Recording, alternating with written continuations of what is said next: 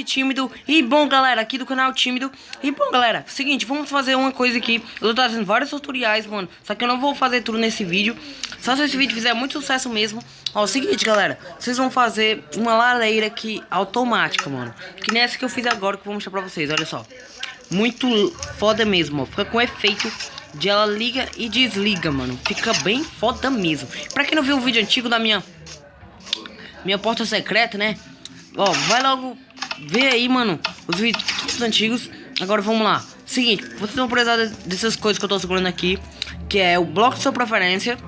Não é o nome dele, tá? É o bloco de sua preferência mesmo. Alavanca, redstone, laje, network, aquele bot do Nether, isqueiro, pistão. Cara, outra alavanca, deixa eu botar aqui.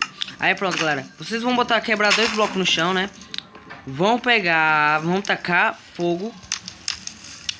Aí vocês vão fazer o seguinte. Vocês vão fazer a cobertura do lado que é a lareira, né? Aí vocês vão fazer aqui. Pronto, eu vou fazer uma pequenininha mesmo, né? Não quero grande, não. Aí é o seguinte.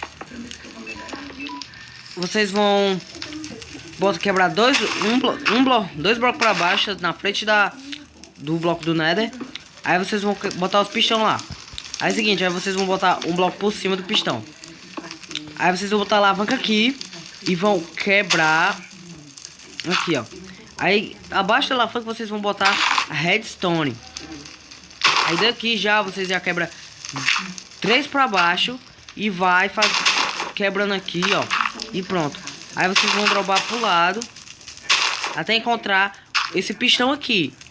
Acho que você vai ter uma ideia do que você vai fazer. Aí você vai ligar, né, mano, essas alavancas aqui, ó. Pronto, você vai ligar, que é isso aqui, pra isso daqui ligar. Aí é o seguinte, você sobe aqui, aí você bota a laje. E pronto. Aí ó, parece que já tá feito, né? Não, já tá feita, né, quer dizer. Aí pronto, você vai fazer aqui. Aí, maninhos, vocês vão botar aqui. E pronto. Aí vocês vão... Deixa eu só cobrir aqui. Aí pronto, galera. Aí ó, ela já tá feita, mano. Aí você fazer assim. Aí você bota por dentro, né, ó. Pode botar coisa de vidro também, ó. Tipo assim, ó, que eu vou fazer aqui. Deixa eu ver. Barra de ferro lá dentro, ó. Fica legal também, mano. Cada um com a sua criatividade aí, né?